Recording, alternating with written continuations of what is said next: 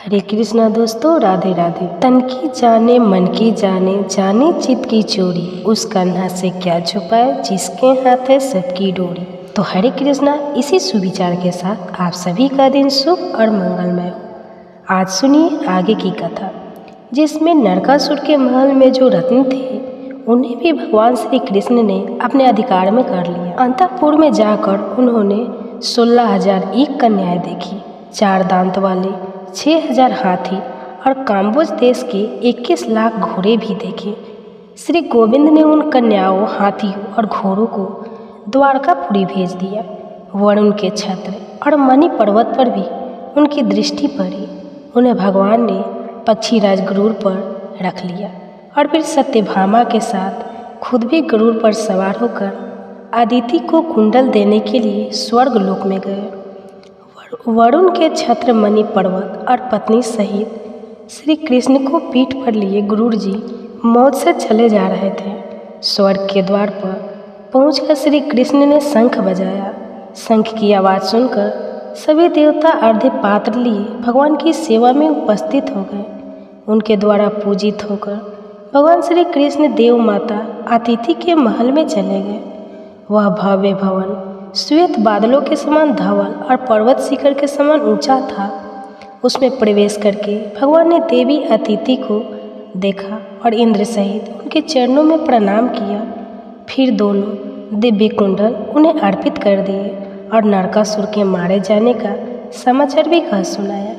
इससे जगत माता अतिथि को बड़ी प्रसन्नता हुई। उन्होंने भगवान में मन लगाकर जगन के आधार श्री हरि का इस प्रकार स्तवन किया। जगत माता अतिथि कहने लगी, भक्तों को भय देने वाले हे कमल नयन परमेश्वर, आपको नमस्कार है। आप सनातन आत्मा, भूतात्मा के प्रेरक हैं। हे गुण स्वरूप, आप श्वेत तीघ्र आदि संपूर्ण कल्पनाओं से रहित है। जन्म आदि विकारों में पृथक है और स्वप्न आदि तीनों अवस्थाओं से परे हैं। आपको नमस्कार है। हे अच्युत, संध्या रात्रि, दिन, भूमि, आकाश, वायु, जल, अग्नि, मन, बुद्धि और अहंकार सब कुछ आप ही हैं। हे ईश्वर, आप ब्रह्मा, विष्णु और शिव नामक अपनी मूर्तियों से जगत की सृष्टि, स्थिति और संहार करने वाले हैं। आप कर्ताओं के भी अधिपति हैं। ये चराचर जगत आपके मायाओं से व्याप्त है। जनार्दन, अनाम वस्तु में जो आत्मप्रीति होती है वह आपकी माया है। उसी के द्वारा अहिता और ममता का भाव उत्पन्न होता है। नाथ, इस संसार में जो कुछ होता है वह सब आपकी माया की ही चेष्टा है।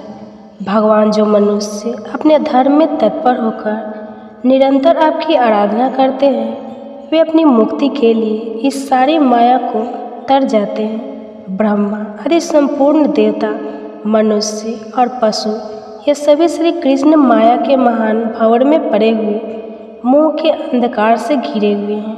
भगवान, जो आपकी आराधना करके भोगों को प्राप्त करना चाहते हैं, वे आपकी ही माया द्वारा बंधे हुए हैं। मैंने भी पुत्र की कामना से और शत्रु पक्ष का नाश करने के लिए ही आपकी आराधना की है। मोक्ष के लिए ये आपकी माया का ही विलास है। पुण्य रहित मनुष्य अगर कल्प वृक्ष से भी कौपीन मात्र ही लेने की इच्छा करे तो यह अपराध उसके अपने ही पाप कर्मों का है।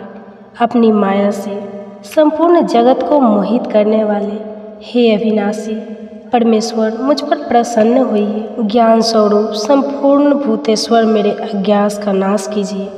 आपके हाथों में चक्र, सारंग, धनुष, गदा और शंख शोभा पाते हैं। हे विष्णु, आपको बारंबार नमस्कार है। परमेश्वर, शंख, चक्र आदि स्थूल चिन्हों से सुशोभित आपके इस रूप का मैं दर्शन करती हूँ, लेकिन आपका जो परम सूक्ष्म स्वरूप है उसको तो मैं नहीं जानती। आप मुझ पर प्रसन्न हुइए। प्रभु, देव माता अतिथि की इस प्रकार स्तुति किए जाने पर भगवान श्री कृष्ण हंसकर बोले, देवी, आप हम सब लोगों की माता है, इसलिए आप ही प्रसन्न होकर हमें वरदान दीजिए। अतिथि बोली, एवं अस्तु नरश्रेष्ठ, जैसी आपकी इच्छा है मैं वही करूँगी। आप मृत्यु लोक में संपूर्ण देवताओं और असुरों से अजय होंगे। इसके बाद सत्यभामा ने इंद्राणी सहित अतिथि को प्रणाम किया और कहा, देवी आप मुझ पर भी प्रसन्न हो। अदिति ने कहा, शुभम वृद्धावस्था और कुरूपता कभी स्पर्श नहीं कर सकेगी, तुम्हारी संपूर्ण कामनाएं पूर्ण होगी। इसके बाद देवी अतिथि की आज्ञा से देवराज इंद्र ने भगवान श्री कृष्ण का आदरपूर्वक पूजन किया। श्री कृष्ण भी सत्यभामा के साथ देवताओं के नंदनवन आदि संपूर्ण उद्यानों में घूमने फिरने लगे। एक स्थान पर भगवान श्री कृष्ण ने पारिजात का एक वृक्ष देखा जो परम सुगंधित मंजियों से सुशोभित, शीतलता और प्रसन्नता देने वाला, ताम्र वर्ण के फलों से अलंकृत और स्वर्ण के समान कांतिमान था। अमृत के लिए समुद्र का मंथन होते समय वह वृक्ष प्रकट हुआ था। उसे देख सत्यभामा ने श्री गोविंद से कहा, नाथ इस वृक्ष को आप द्वारिका क्यों नहीं ले चलते? आप कहते हैं कि सत्यभामा मुझे बड़ी प्रिय है। अगर आपकी यह बात सत्य हो तो मेरे घर के आंगन की शोभा बढ़ाने के लिए इस वृक्ष को अवश्य ही ले चलिए। सत्यभामा के ऐसा कहने पर भगवान श्री कृष्ण ने पारिजात को करुण पर रख लिया।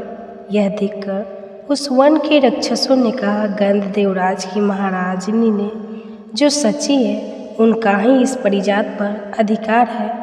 आप उनके इस प्रिय वृक्ष को मत ले जाइए।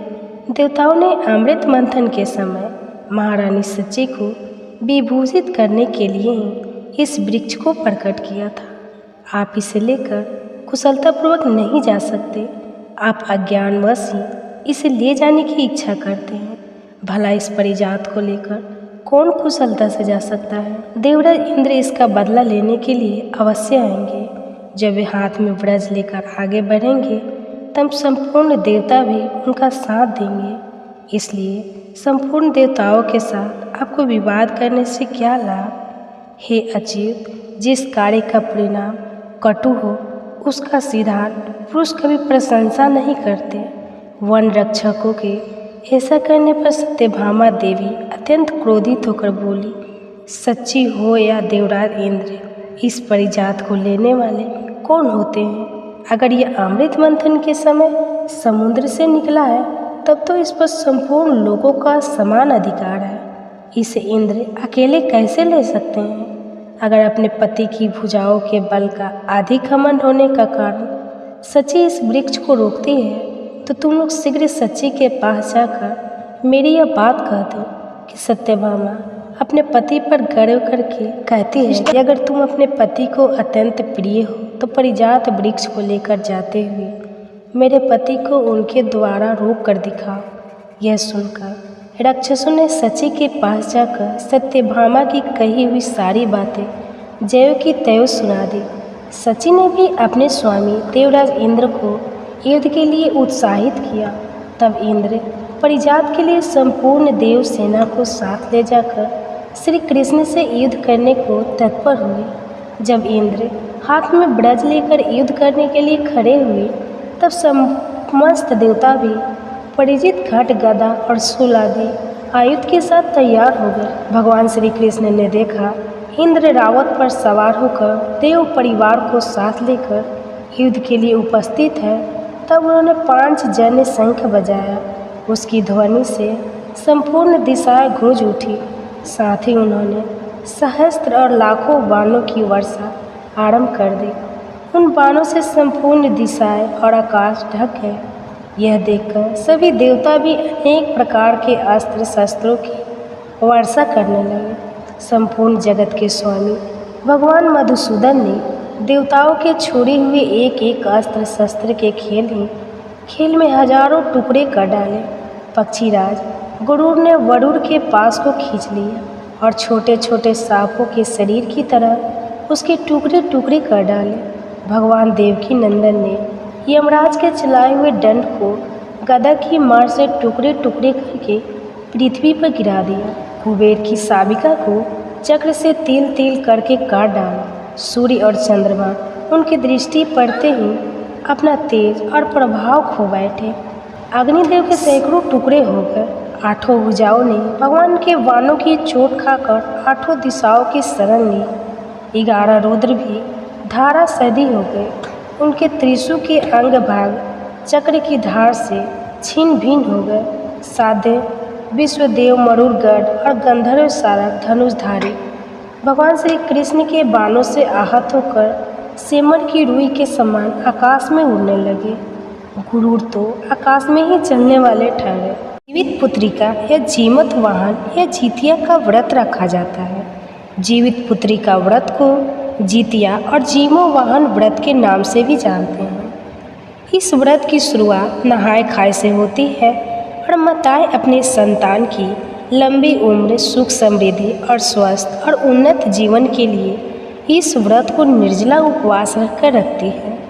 मान्यताओं के अनुसार संतान के लिए रखा यह व्रत किसी भी बुरी स्थिति में संतान की रक्षा करता है और सबसे कठिन व्रतों में से एक व्रत माना जाता है। इस व्रत को मुख्यतः उत्तर प्रदेश, बिहार, झारखंड, पश्चिम बंगाल जैसे अनेक राज्यों में रखा जाता है। संतान प्राप्ति की कामना से भी इस व्रत को रखा जा सकता है।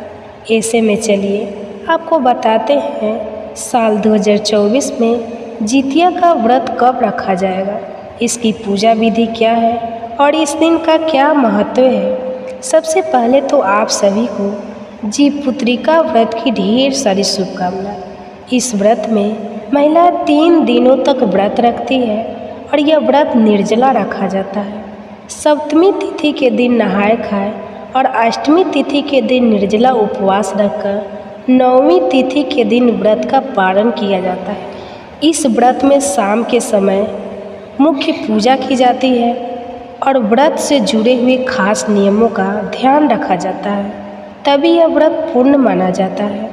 इस दिन सूर्य देव की पूजा भी की जाती है और उन्हें बाजरे और चने से बने व्यंजन अर्पित किए जाते हैं। व्रत रखने वाली महिलाओं को इस दिन किसी भी वस्तु को काटना नहीं चाहिए, ना ही कटे हुए फल या सब्जी का उपयोग करना चाहिए।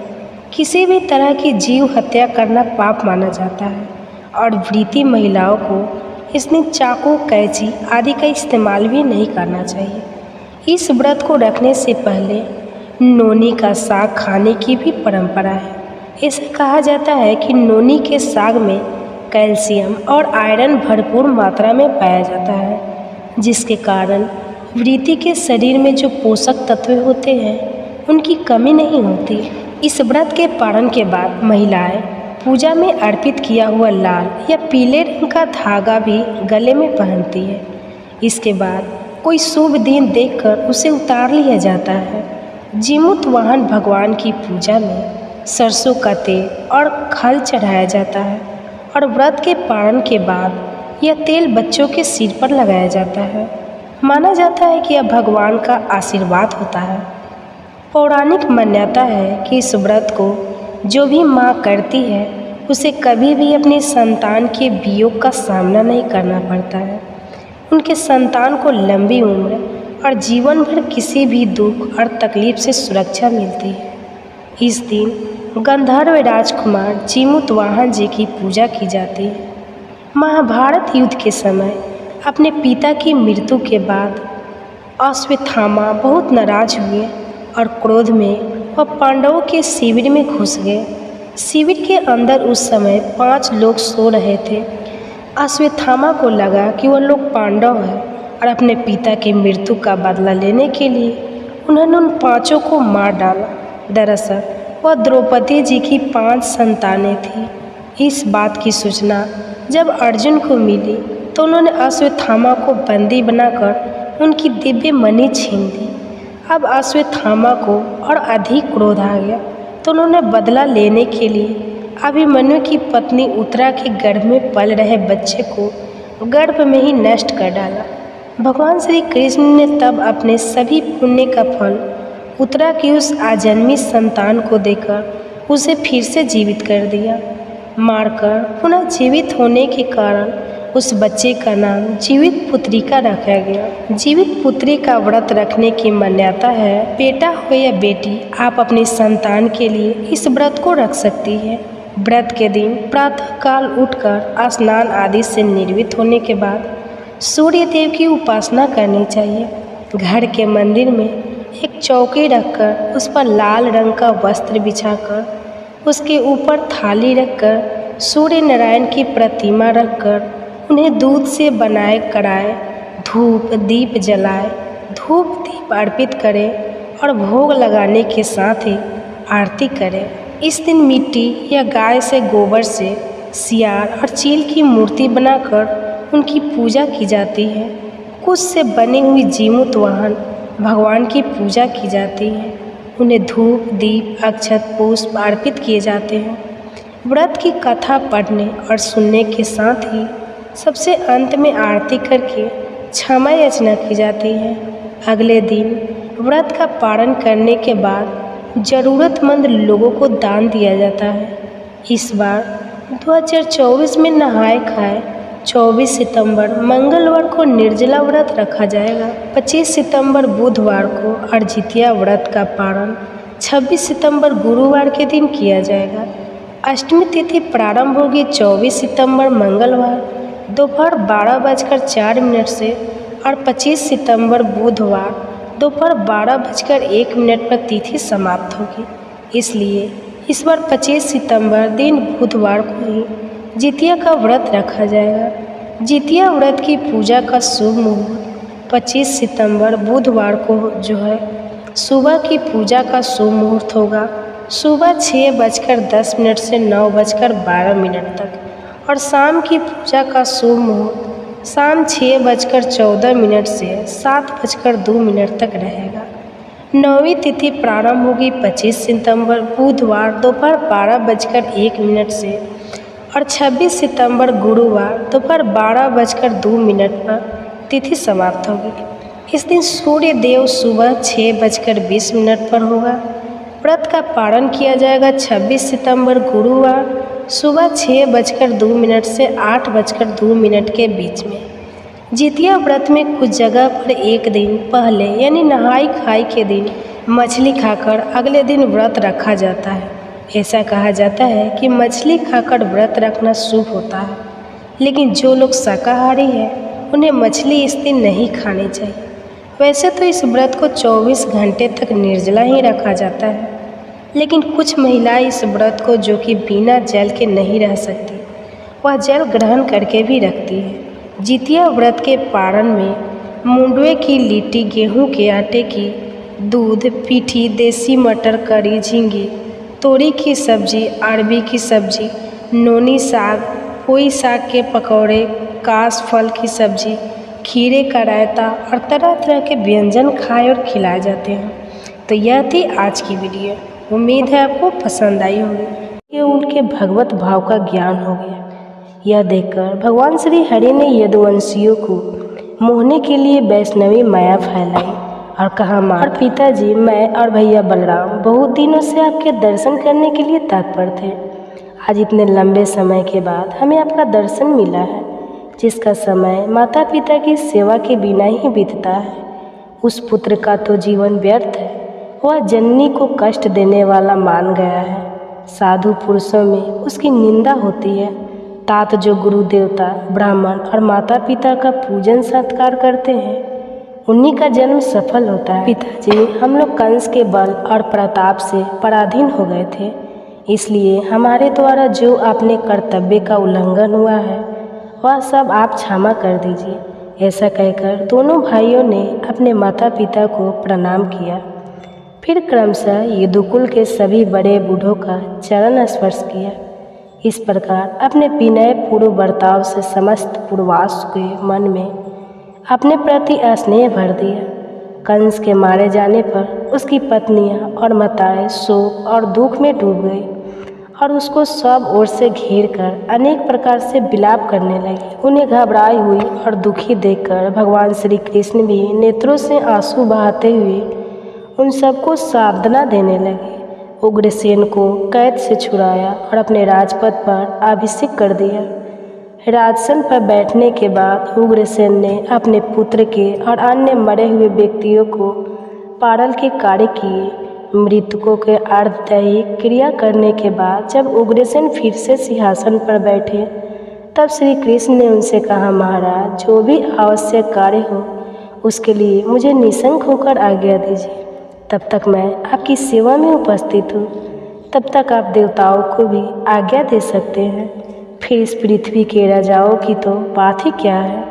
उग्रसेन से ऐसा कहकर श्री कृष्ण वायु देवता से बोले, वायु तुम पास जाओ और उसे मेरा यह संदेश कहो कि इंद्र तुम अभिमान छोड़कर महाराज उग्रसेन को सुधर्मा सभा दे दो। श्री कृष्ण कहते हैं, यह राजा के योग्य उत्तम रत्न है, इसलिए सुधर्मा सभा में यदुवंश का बैठना सर्वथा उचित है। भगवान के ऐसा कहने पर वायुदल ने सचिपति इंद्र से सब कुछ कहा और इंद्र ने वायु को सुधर्मा सभा दे दी। वह दिव्य सभा सभी रत्नों से संपन्न थी। गोविंद की भुजाओं की छत्र छाया में रहने वाले यादव वायु द्वारा लाई गई उस सभा का उपभोग करने लगे। श्री कृष्ण और बलभद्र संपूर्ण विद्याओं के ज्ञाता तथा पूर्ण ज्ञान स्वरूप थे। तथापि शिष्य और आचार्य की परंपरा को सुरक्षित रखने के लिए उन्होंने कश्यप में उत्पन्न अवंती पुरी निवासी संदीपनी जी के यहाँ विदाधन के लिए यात्रा की। बलराम जी और श्री कृष्ण दोनों भाई शिष्य ग्रहण करके लगातार गुरु की सेवा में लगे रहते थे। उन्होंने अपने आचरण के द्वारा सबको शिष्य के कर्तव्य का उपदेश दिया। 64 दिनों में ही रहस्य और संग्रह अस्त्रों के उपसहार सहित धन वेद का उन्हें पूरी तरह से ज्ञान हो गया। यह अद्भुत बात थी। उनके अलौकिक और अनहोनी कर्मों को देखकर गुरु ने ऐसा समझा कि साक्षात सूर्य और चंद्रमा इन दोनों के रूप में मेरे आए हैं। एक बार केवल बता देने से ही इन दोनों को संपूर्ण अस्त्र शस्त्रों का ज्ञान हो गया। तब उनकी विद्या पूरी हो गई। तब भगवान श्री कृष्ण और बलराम जी ने अपने गुरु से कहा, भगवान आपको क्या गुरु दक्षिणा दी जाए बताइए। परम बुद्धिमान गुरु ने भी उनके अलौकिक कर्म का विचार करके अपने मरे हुए पुत्र को मांग लिया, जो प्रभास क्षेत्र में समुद्र के भीतर डूब गया था। तब बलराम और श्री कृष्ण हथियार लेकर समुद्र तट पर गए और समुद्र से बोले, मेरे गुरु के पुत्र को लेकर आओ। समुद्र ने हाथ जोड़कर कहा, भगवान मैंने शांति पनी के पुत्र का अपहरण नहीं किया है। मेरे भीतर पंचजन्य रहता है, उसका आकार शंख की तरह है। उसी ने उस बालक को पकड़ लिया था और वह दैत्य आज भी मेरे जल में मौजूद है। समुद्र के ऐसा कहने पर भगवान ने जल में प्रवेश करके पंचजन को मार डाला और उसकी हड्डियों का उत्तम शंख ग्रहण किया, जिसका शब्द सुनकर दैत्यों का बल छीन हो जाता है, देवताओं की शक्ति बढ़ती और अधर्म का नाश हो जाया करता है। इसके बाद भगवान श्री कृष्ण और बलराम जी यमपुरी में गए। वहाँ उन्होंने शंखनाद किया और बेवस्त यम को जीतकर गुरु के पुत्र को प्राप्त कर लिया। वह बेचारा वह नरक की यातना भोग रहा था। उसे पहले जैसा शरीर प्रदान कर दोनों भाइयों ने अपने गुरु को अर्पित कर दिया। इसके बाद वे दोनों बंधु उग्रसेन द्वारा पाली मथुरापुरी में चले आए। उनके आने से मथुरा के सभी स्त्री पुरुष प्रसन्न हो गए। महाबली कंस ने जरासंध की पुत्री और प्राप्ति से विवाह किया था। जरासंध मगध देश का बलवान राजा था। बहुत बड़ी सेना अपने साथ लेकर अपने दामाद को मारने वाले यदुवंशियों सहित श्री कृष्ण का वध करने के लिए बड़े क्रोधपूर्वक आया। मथुरा के पास पहुंचकर उसने उस पुरी को चारों ओर से घेर लिया। उसके साथ 23 अक्षोभ्याय प्रकार बलदेव जी के हाथ में भी उनके अभीष्ट अस्त्र हल और मसूल आ गए। उन दिव्य अस्त्रों को पाकर श्री कृष्ण और बलराम ने महाराज जरासंध को सेना सहित युद्ध में परास्त कर दिया और फिर वे अपनी पुरी में लौट आए। दुराचारी जरास परास्त होकर भी जीते जी लौट गया था, इसलिए श्री कृष्ण ने उसे हारा हुआ नहीं समझा और पुनः अपनी बहुत बड़ी सेना के साथ मथुरा पर चढ़ाया और बलराम जी तथा श्री कृष्ण के परास्त होकर भाग खड़ा हुआ। इस प्रकार अत्यंत दुर्मुख के साथ 18 बार लोहा लिया, अर्थात 18 बार युद्ध किया, लेकिन हर युद्ध में उसे यदुवंश के द्वारा महकी खानी पड़ी। हर बार हार का सामना करना पड़ा। हालांकि उसके पास सेना तो अधिक थी, तभी थोड़ी सी सेना वाले यादव ने उसे मार भगाया। इस अनेक युद्धों में लड़ने पर भी जो यदुवंशियों की सेना सुरक्षित रह गए। यह चक्र पानी भगवान विष्णु के अंश भूत श्री कृष्ण के शाप की महिमा थी। भगवान श्री कृष्ण शत्रुओं पर जो अनेक प्रकार के अस्त्र चलाते थे और मनुष्य धर्म का पालन करने वाले जगदीश्वर की ही लीला थी, जो मन से ही संसार की सृष्टि और श्रृंगार करते हैं। उन्हें शत्रु पक्ष का विनाश करने में कितने परिश्रम की आवश्यकता है, फिर भी मनुष्य के धर्म का अनुसरण करते हुए बलराम से संधि और हीन बलवान के साथ युद्ध करते थे। कहीं सामदान और कहीं भेद की नीति दिखाते हुए कहीं कहीं पर दंड नीति का भी प्रयोग करते थे और ज़रूरत पड़ने पर कहीं कहीं तो युद्ध से पलायन भी कर जाते थे, अर्थात भाग भी जाया करते थे। इस प्रकार वे मानव शरीर की चेष्टा का अनुसरण करते थे। अगर आपको पता हो कि भगवान कृष्ण एक बार जब युद्ध के मैदान से भाग गए थे तो उनका एक नाम पड़ गया था। अगर आप उस नाम को जानते हो तो कमेंट बॉक्स में ज़रूर बताइएगा। इस प्रकार भगवान श्री कृष्ण मानव शरीर में मनुष्य की तरह ही लीला करते थे, जो उनकी इच्छा के अनुसार हुआ करती थी। दक्षिण में एक यवनों का राजा रहता था। उसने अपने पुत्र कालयवन को अपने राज्य पर अभिषिक्त कर दिया और खुद वन में चला गया। कालयवन बल के मध्य से उन्मत्त रहता था। एक बार उसने देवर्षि नारद से पूछा, नारद जी, पृथ्वी पर बलवान राजा कौन कौन से हैं? नारद जी ने यादवों को बलवान बताया। तब उसने हाथी घोड़े रथ सहित खरबों मल सेना की सेना साथ ली और यादवों पर आक्रमण की तैयारी कर दी। अब वह हर दिन अविच्छित गति से यात्रा किया करता और इस प्रकार वो मथुरा को चला गया। यादव के प्रति उसके हृदय में बड़ा रोष था। उसके आक्रमण का समाचार जानकर श्री कृष्ण ने सोचा कि अगर काल्यवन ने आकर यादव की सेना का श्रृंगार कर दिया तो अवसर देकर मगधराज जरास भी आक्रमण करेगा और पहले जरासंध ने ही आकर हमारी सेना को छीन कर दिया तो बलवान कल्यवन तो बचे, खुजे सैनिक को मार ही डालेगा। यहो आदिवंशियों पर दोनों प्रकार से संकट आ गया है, इसलिए इससे बचने के लिए मैं यादवों के निमित्त अत्यंत दुर्जय दुर्ग का निर्माण करूँगा, जहाँ रहकर स्त्रियाँ भी युद्ध कर सकती है। फिर वृक्ष नियो और यादव की तो बात ही क्या है। अगर मैं सोया या बाहर गया हूँ तो उस समय भी दुर्ग में रहने पर दुष्ट शत्रु यादव को ज़्यादा कष्ट ना दे सके। ऐसा सोचकर गोविंद ने समुद्र से 12 योजन भूमि मांगी और उसी में द्वारिकापुरी का निर्माण किया। उसमें बड़े बड़े उद्यान शोभा पाते थे। उसकी 4 दीवारें बहुत ऊंची थी। सैकड़ों सरोवर से वह पूरी सुशोभित हो रही थी। उसमें सैकड़ों पर कोटे बने हुए थे और पूरी इंद्र की अमरावती से मनोहर जान पड़ती थी। भगवान श्री कृष्ण ने मथुरा के निवासियों को वहां पहुंचा दिया और जब कल्यवन समीप आ गया तब वे स्वयं मथुरा लौट आए। मथुरा के बाहर काल्यवन की सेना का पड़ाव था। श्री कृष्ण अस्त्र शस्त्र लिए बिना ही मथुरा से बाहर निकले। काल्यवन ने उन्हें देखा और यह जानकर कि यही वासुदेव है, बिना अस्त्र शस्त्र के ही उनका पीछा किया, जिन्हें बड़े बड़े योगी अपने मन के द्वारा भी नहीं प्राप्त कर सकते। उन्हें भगवान को पकड़ने के लिए काल्यवन उनके पीछे पीछे चल दिया। उसके पीछा करने पर श्री कृष्ण भी एक बहुत बड़ी गुफा में प्रवेश कर गए, जहाँ महापराक्रमी मुछुक सोए हुए थे। काल्यवन ने भी उस गुफा में प्रवेश करके देखा एक मनुष्य सो रहा है। उसे ही श्री कृष्ण समझकर उस खोटी बुद्धि वाले युवन ने लात मारी। मुछुक की आँख खुल गई और वह युवन राजा की दृष्टि पड़ते ही उनकी क्रोधाग्नि से जलकर भस्म हो गया। और ऐसा क्यों हुआ, इस बारे में भी जानिए। पूर्व समय में राजा मचक देवासुर संग्राम में युद्ध करने के लिए गए हुए थे। वहाँ उन्होंने बड़े बड़े दैत्यों को हरा दिया। युद्ध समाप्त होने पर उन्हें नींद सताने लगी। तब उन्होंने देवताओं से बहुत लंबे समय तक निद्रा में लीन रहने का वरदान मांगा। देवताओं ने कहा, राजन, जो तुम्हें सोते से उठा देगा वो तुम्हारे शरीर से उत्पन्न हुई अग्नि से उसी क्षण जलकर भस्म हो जाएगा।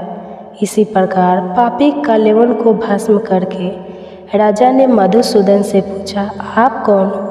तब वे कहने लगे, मैं चंद्रवंश के भीतर यादव कुल में उत्पन्न वासुदेव पुत्र श्री कृष्ण हूँ। यह सुनकर उन्होंने सर्वेश्वर श्री कृष्ण को प्रणाम करके कहा, भगवान, मैंने आपको पहचान लिया। आप श्री हरि के अंश भूत साक्षात परमेश्वर है। पूर्व काल में ही आप ही है।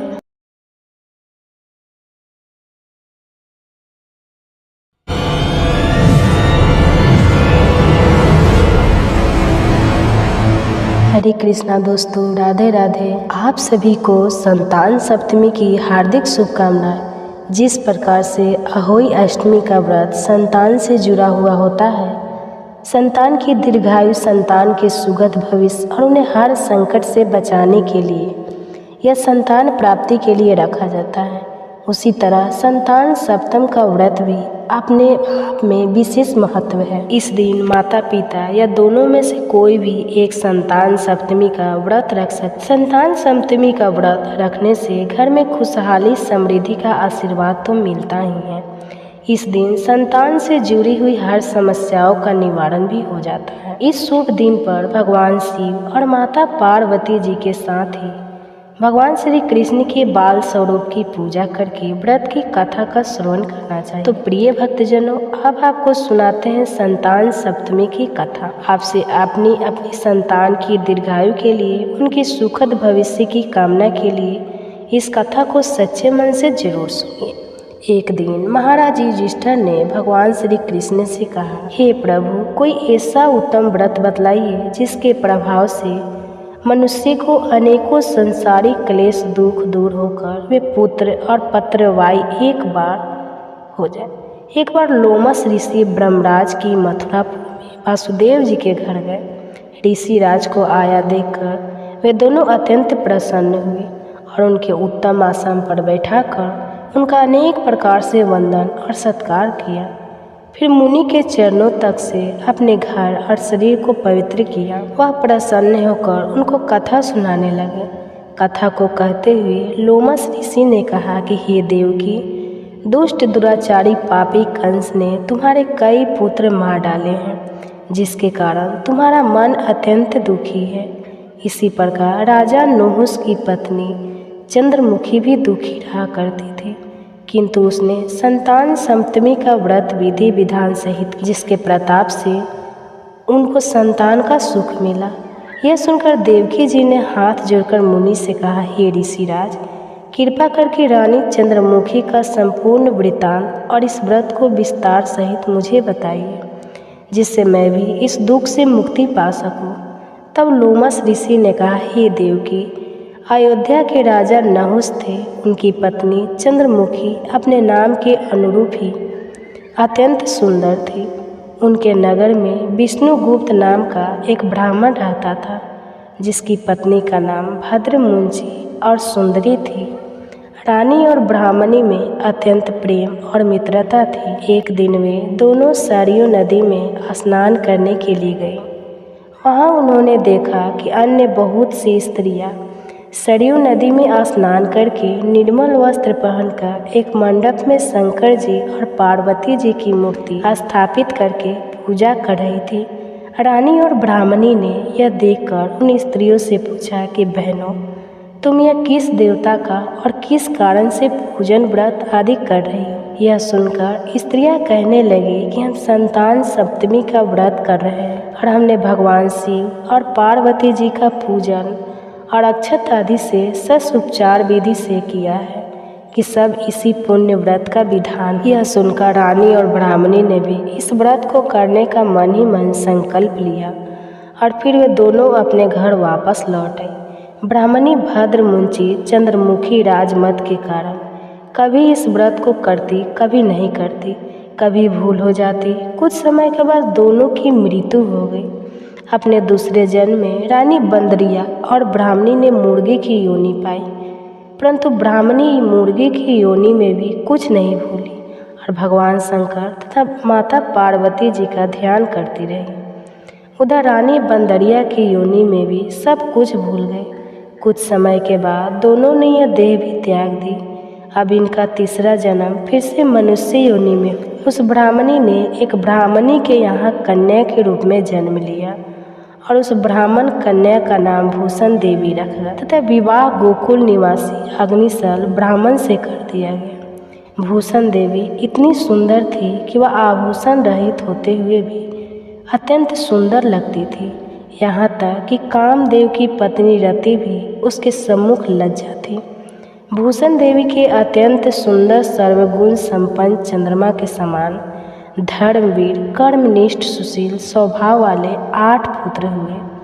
ये सब भगवान शिव के इस दिव्य और पावन व्रत का ही पुनीत फल था।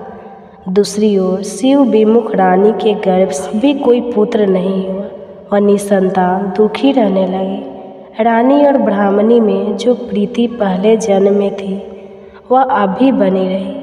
रानी जब वृद्धावस्था को प्राप्त होने लगी तब उसके गूंगा बहरा और बुद्धिहीन अल्पायु वाला एक पुत्र हुआ। वह भी 9 वर्ष की आयु में इस क्षण भंगुर संसार को छोड़कर चला गया। अब तो वह रानी पुत्र शोक से अत्यंत दुखी और व्याकुल रहने लगी। देवयोग से भूषण देवी ब्राह्मणी रानी के यहाँ अपने पुत्रों को लेकर पहुँची। रानी का हाल सुनकर उसे भी बहुत दुख हुआ, किंतु इसमें किसी का क्या वश। कर्म और प्रारब्ध के लिखे हुए को तो स्वयं ब्रह्मा जी भी नहीं मिटा सकते। रानी कर्म थी, अपने संकल्प को भूल गई थी, इसी कारण उसे दुख भोगना पड़ा। इधर रानी ब्राह्मणी के इस वैभव और 8 पुत्रों को देखकर उसमें मन में ईर्ष्या करने लगी और उसके मन में पाप उत्पन्न हो गया। उस ब्राह्मणी ने रानी का दुख दूर करने के निमित्त अपने 8 पुत्र रानी के पास छोड़ दिए। रानी ने पाप के वशीभूत होकर उन ब्राह्मणी पुत्रों की हत्या करने के विचार से लड्डू में विष मिलाकर उन सभी को खिला दिया। परंतु भगवान शंकर और माता पार्वती की कृपा से एक भी बालक की मृत्यु नहीं हुई। यह देखकर रानी तो अत्यंत आश्चर्यचकित हो गई और इस रहस्य का पता लगाने की उसने मन में ठान ली। इधर भगवान की पूजा से निर्मित होकर जब भूषण देवी रानी के पास आई तो रानी ने उससे कहा, मैंने तुम्हारे बालकों को लड्डू में जहर मिलाकर खिलाए, लेकिन इनमें से एक भी नहीं मरा। तुमने ऐसा कौन सा दान पुण्य व्रत किया है जिसके कारण तुम्हारे पुत्र नहीं मरे और तुम नित्य नए सुख भोग रही हो? तुम्हारा तो बड़ा सौभाग्य है। इसका भेद तुम मुझसे निस्सक होकर समझाओ, मैं तुम्हारी बड़ी ऋणी रहूँगी। रानी के ऐसे दीन वचन सुनकर भूषण ब्राह्मणी कहने लगी, सुनो, तुमको 3 जन्म का हाल कहती हूँ, सो ध्यान पूर्वक सुनना। पहले जन्म में तुम राजा नहुस की पत्नी थी और तुम्हारा नाम चंद्रमुखी था, मेरा नाम भद्रमुखी था और मैं तब ब्राह्मणी थी। हम तुम अयोध्या में रहते थे और मेरा और तुम्हारा बड़ा प्रेम था। एक दिन हम तुम दोनों सरयू नदी में स्नान करने गए और दूसरी स्त्री को संतान सप्तमी का उपवास शिव जी का पूजन अर्चन करते देखकर हमने भी इस उत्तम व्रत को करने की प्रतिज्ञा की, किंतु तुम सब भूल गई और झूठ बोलने का दोष तुमको लगा, जिसे तुम आज भी भोग रही हो। और मैंने इस व्रत को आचार विचार सहित नियम पूर्वक सदैव किया और आज भी करती हूँ। दूसरे जन्म में तुमने बंदरिया का जन्म लिया और मुझे मुर्गे की योनि मिली। भगवान शंकर की कृपा से इस व्रत के प्रभाव तथा भगवान को इस जन्म में भी मैं नहीं भूली और निरंतर उस व्रत को नियम अनुसार करती रही। तुम अपने बंदरिया के जन्म में भी उस संकल्प को भूल गई। मैं तो समझती हूँ कि तुम्हारे ऊपर यह जो भारी संकट है उसका एकमात्र यही कारण है और दूसरा इसका कोई कारण हो ही नहीं बहन। इसलिए तो मैं कहती हूँ कि आप सभी संतान सप्तमी के व्रत को विधि सहित करें, जिससे आपका यह संकट दूर हो जाएगा। लोमस ऋषि ने कहा, हे देवकी, भूषण ब्राह्मणी के मुख से अपने पूर्व जन्म की कथा तथा व्रत संकल्प इत्यादि सुनकर रानी को पुरानी सारी बातें याद आ गई और वह सच्चे मन से पश्चाताप करने लगा तथा भूषण ब्राह्मणी के चरणों में पड़कर क्षमा याच करने लगी और भगवान शंकर माता पार्वती जी की अपार महिमा के गीत गाने लगे। उस दिन से रानी ने नियम अनुसार संतान सप्तमी का व्रत, जिसके प्रभाव से रानी को संतान सुख भी मिला और संपूर्ण सुख भोग कर रानी शिवलोक को गई। भगवान शंकर के व्रत का ऐसा प्रभाव है कि रास्ते से भटका हुआ मनुष्य भी अपने रास्ते पर चलने लगता है और अनंत ऐश्वर्य भोग कर अंत में मोक्ष प्राप्त करता है। लोमा ऋषि ने आगे कहा, हे देवकी, इसलिए मैं तुमसे भी कहता हूँ कि तुम भी इस व्रत को करने का संकल्प अपने मन में करो तो तुमको भी संतान सुख मिलेगा।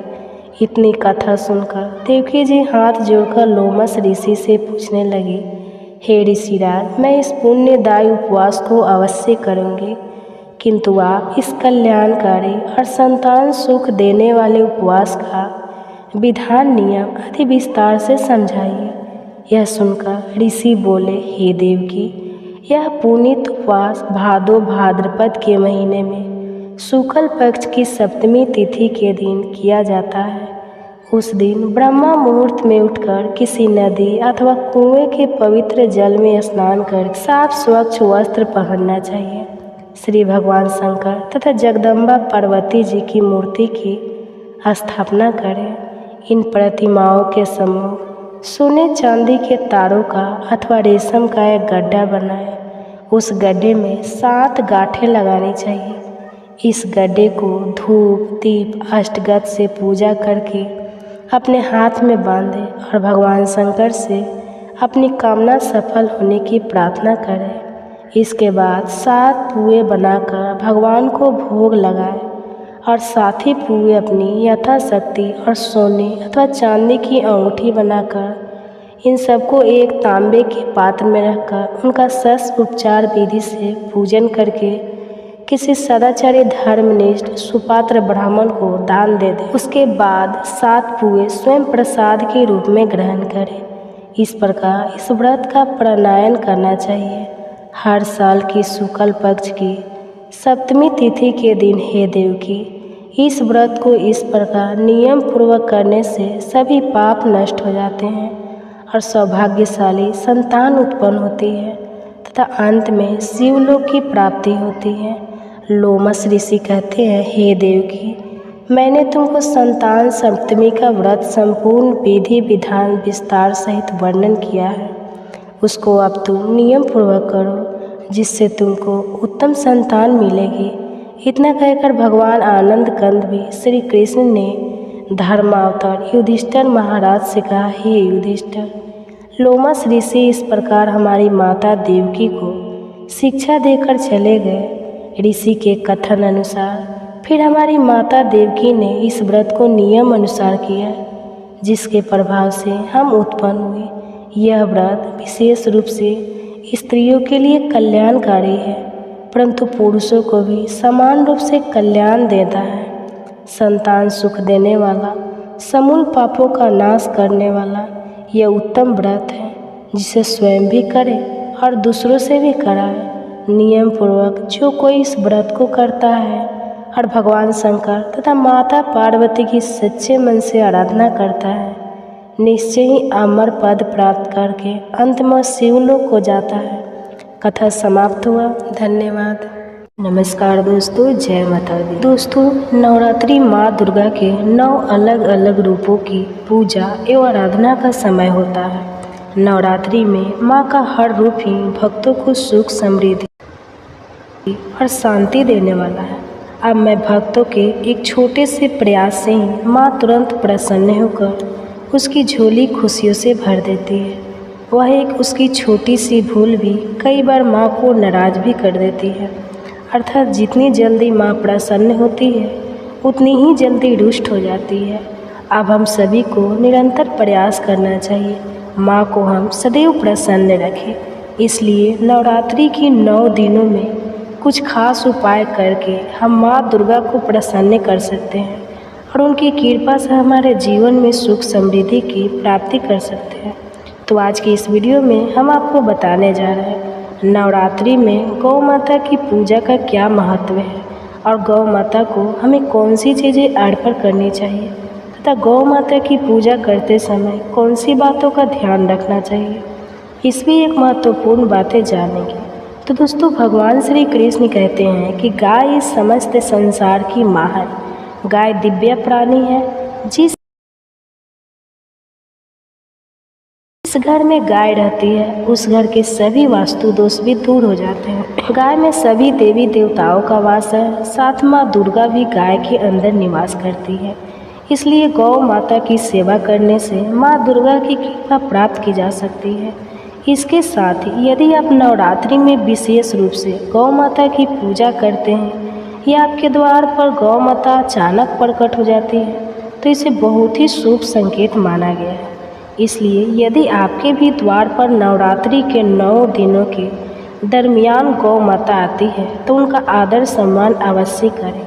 धर्म ग्रंथों के अनुसार गाय में सभी देवी देवताओं का निवास है, अतः गाय की पूजा करने से समस्त देवी देवताओं की पूजा का फल प्राप्त होता है। घर पर कभी नक्षत्रों का प्रभाव पड़ता है। गाय की रीढ़ की हड्डी में है सूर्य की नाड़ी होती है जो सूर्य की किरणों से इस समय सुरक्षा हर बात करती है। तो यह स्वर्ण रक्षा गाय के दूध में विद्यमान होते हैं जो मनुष्य के लिए अमृत के समान है। इससे शर्मनाक हार के कारण ही गाय के दूध का रंग हल्का पीला होता है। तो आइए जानते हैं नवरात्रि में गौ माता की पूजा करने से मनुष्य को कौन से फल मिलते हैं। साथ ही घर से वास्तु दोष नष्ट करने के लिए हमें कौन से उपाय करने चाहिए। और उससे पहले अगर आपने चैनल को सब्सक्राइब नहीं किया है तो इसे सब्सक्राइब कर लीजिए ताकि आपको ऐसे आध्यात्मिक जानकारी वाले वीडियो देखने को मिल सके। तो दोस्तों, सनातन हिंदू धर्म है गाय शास्त्रों के अनुसार गाय के शरीर में 33 कोटि देवी देवताओं के साथ माँ दुर्गा की निवास करती है। और जो भी जातक नवरात्रि में गौ माता की पूजा करता है उस पर माँ दुर्गा की विशेष कृपा बरसती है। जो भी गाय की सेवा करता है उन्हें माता के समान मानता है तो गौ माता उस पर आने वाले सभी संकट सभी विपदाओं को हर लेती है। तो गौ माता कामधेनु है, समस्त प्रकार की हर मनोकामना पूर्ण करने वाली है। कहा जाता है कि सूर्यास्त के पश्चात जब गौ माता वंश घर पर लौटती है और उसके घरों से जो धूल उड़ती है उससे मनुष्य के सभी पाप धुल जाते हैं। अगर व्यक्ति क्रोधी है, पढ़ाई में कमज़ोर है, बोलने में असमर्थ है तो व्यक्ति को गौ माता को नवरात्रि के 9 दिनों के द्वार पर हरा चना खिलाना चाहिए। इससे बुध ग्रह की दिशा ठीक हो जाती है और सभी दिक्कतें दूर होती है। गौ का दान करना शास्त्रों में अत्यंत ही शुभ फलदायी माना गया है। अगर आपके मंगल दशा खराब है तो नवरात्रि में ही किसी गरीब व्यक्ति को गुड़ का दान अवश्य करें। अगर 9 ग्रहों की शांति और शनि की दशा ठीक करना चाहते हैं तो नवरात्रि में काली गाय का सभी कष्टों से मुक्ति मिलती है। अगर कोई कार्य रुका हुआ है, कितने भी प्रयास करने पर उसमें सफलता नहीं मिलती है तो मनुष्य को नवरात्रि के 9 दिनों के दरमियान द्वार पर आए गौ माता को रोटी खिलाकर उनकी अपनी मनोकामना अवश्य पूरी करनी चाहिए। तो गौ माता की नियमित पूजा करने से महालक्ष्मी प्रसन्न होती है और घर की आर्थिक स्थिति मजबूत हो जाती है। पितृदोष को दूर करने के लिए अमावस्या के दिन गौ माता को रोटी, गुड़ और चना खिलाना फायदेमंद होता है। नवरात्रि में गौ माता की पूजा करने से नवग्रह शांत होते हैं।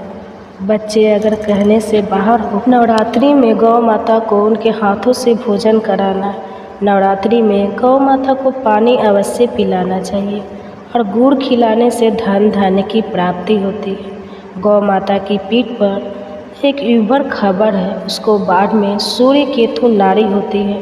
रोजाना सुबह गौ माता की पीठ पर हाथ फेरने से रोगों का नाश हो जाएगा। यदि कोई शुभ कार्य अटका हुआ है और कई प्रयत्न करने के बाद भी सफलता नहीं मिलती है तो इस नवरात्र के किसी भी दिन गौ माता की रोटी में गुड़ मिलाकर खिलाना है और गौ माता के कान में जय माँ दुर्गा अवश्य करें और अपनी मनोकामना। यह नवरात्रि के 9 दिनों के दौरान की गई गौ माता आपके घर के सामने बैठकर आराम करती है तो आपको समझ जाना चाहिए कि माँ दुर्गा आपसे अत्यंत प्रसन्न है और आपके जीवन में कभी कोई बाधा नहीं आएगी। शास्त्रों में बताया गया है जिन घरों में गाय की सेवा होती है उस घर में कोई परेशानी नहीं आती। कम से कम नवरात्रि के 9 दिन पहली रोटी गाय माता के लिए पक्का निकालें और उन्होंने से खिलाएं। ऐसा करने से गौ माता के आशीर्वाद से घर में कभी भी धन की कमी नहीं होगी। नवरात्रि में नवमी के दिन हवन करते समय गौ माता के पंचगव्य कहा अवश्य प्रयोग करें और हवन कुंड में गौ माता के गोबर से बने उपले अवश्य प्रज्वलित करें। नवरात्रि में गौ माता की सेवा परिक्रमा करने से इंसान भय मुक्त होता है व सभी तीर्थों का पुण्य का लाभ प्राप्त होता है। गौ माता के गोबर से निर्मित शुद्ध धूप बत्ती दुर्गा माता के सामने अवश्य लगाएं। इससे घर का वातावरण शुद्ध होगा और सभी प्रकार के नकारात्मक ऊर्जा नष्ट हो जाएगी। यह बात ध्यान से भी भोजन नवरात्रि में द्वार पर आए गौ माता भोजन कराए बिना नहीं लौटाना चाहिए। इसे पाप के समान माना गया है। गौ माता के रूप में आई माँ दुर्गा आपके घर से खाली हाथ लौट जाएगी और आपको माँ का आशीर्वाद प्राप्त नहीं होगा।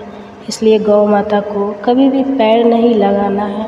गौ माता को डंडे से नहीं मारना चाहिए। गाय की हत्या करना सबसे बड़ा पाप माना गया है। इसलिए अपनी प्यारी गौ माता को कभी भी कष्ट न दें। नवरात्र में गौ माता के गले में घंटी अवश्य बांध दें। घंटी की ध्वनि आपके द्वार पर बजेगी तो आपको मृत्यु से बचेंगे, तो आपके घर के सभी प्रकार के नकारात्मक ऊर्जा नष्ट होती है और सकारात्मक ऊर्जा का संचार होता है। गौ माता के दूध में सूर्य तो पाया जाता है, इसलिए नवरात्रि में गौ माता के दूध का सेवन अवश्य करें और माँ दुर्गा को गौ माता के दूध से बनी खीर अवश्य चढ़ाएं। इससे आपके जीवन में चल रही सभी प्रकार की परेशानियाँ समाप्त हो जाएगी।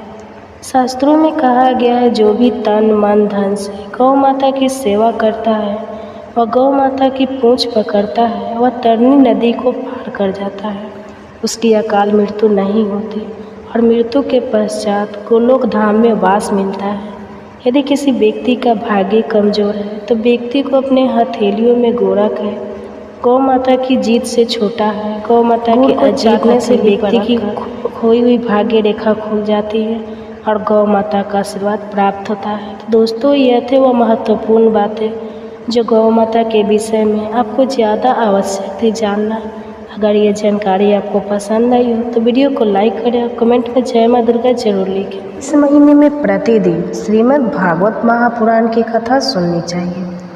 इससे सभी प्रकार के पापों का नाश होता है, घर में सुख समृद्धि आती है और मोक्ष की प्राप्ति होती है। तो आज के अध्याय में श्री सुखदेव जी कहते हैं, परीक्षित भगवान श्री कृष्ण सबके मन की बात जानते हैं। वे ब्राह्मणों के परम भक्त, उनके कलेश के नाशक तथा संतों के एकमात्र आश्रय हैं।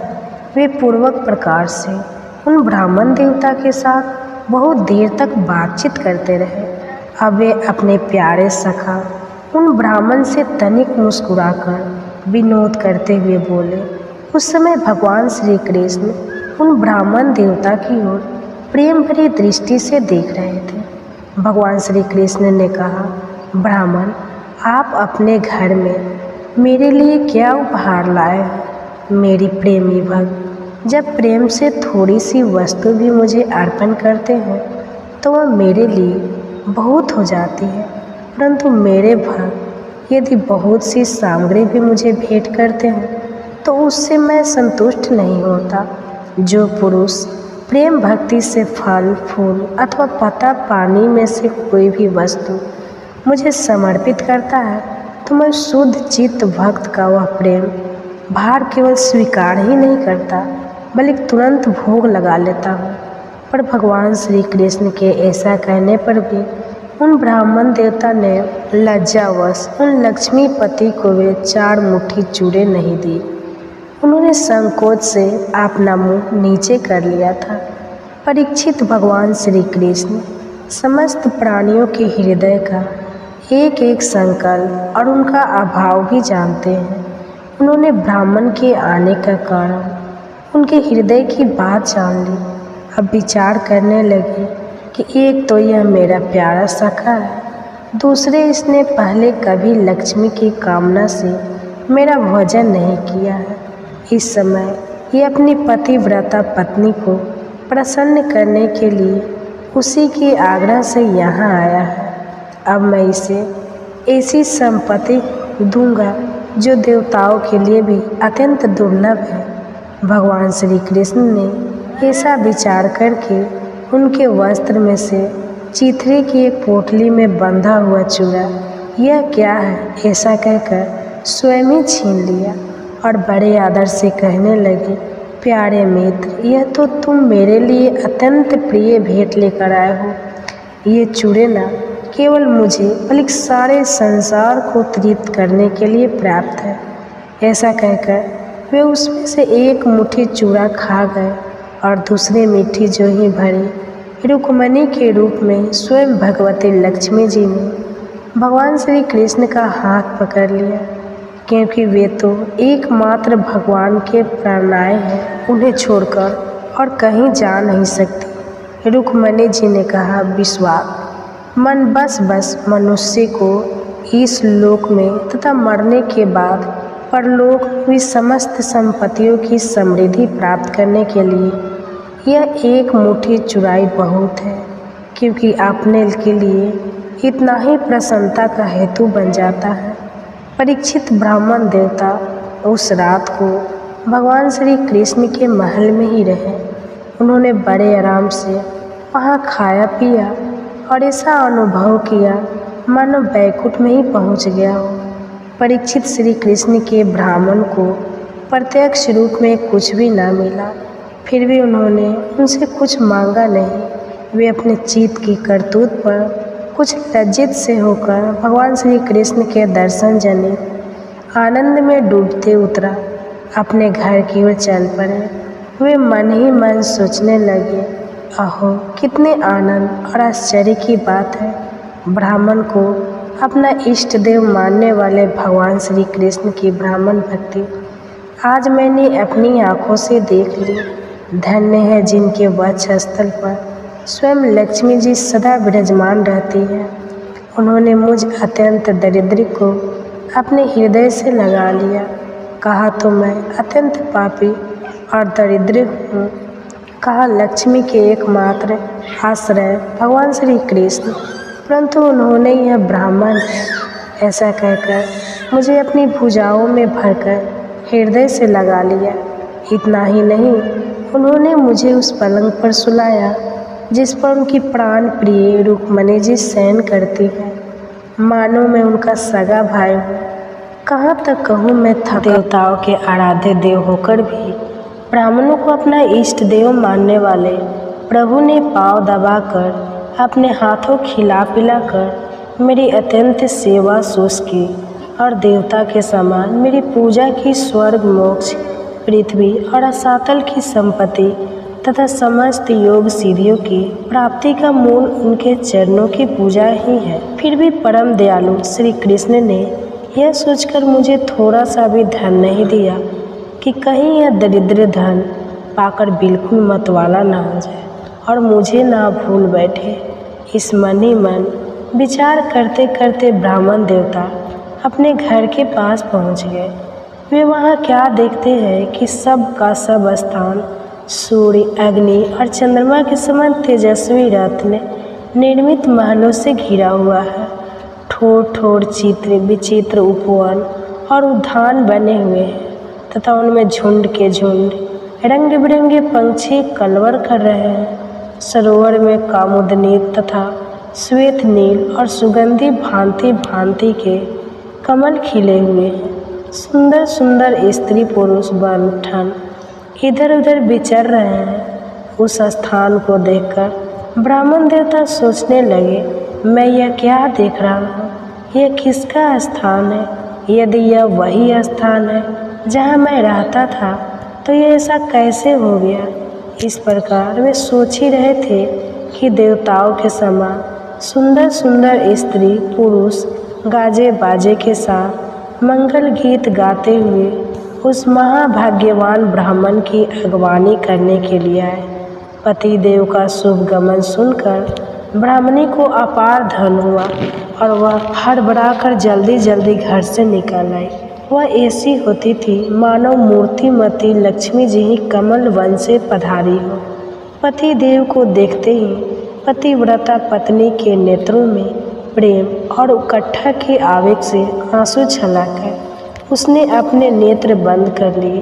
ब्राह्मणी ने बड़े प्रेम भाव से उन्हें नमस्कार किया और मन ही मन आलिंगन भी। प्रिय परीक्षित, ब्राह्मण पत्नी सोने का हार पहनी हुई दासियों के समान अत्यंत सौभाग्यमान एवं दिव्यान हो रही थी। उसे इस रूप में देखकर वे विस्मित हो गए। उन्होंने अपनी पत्नी के साथ बड़े प्रेम से अपने महल में प्रवेश किया। उनका महल क्या था, मानो देवराज इंद्र का निवास स्थान।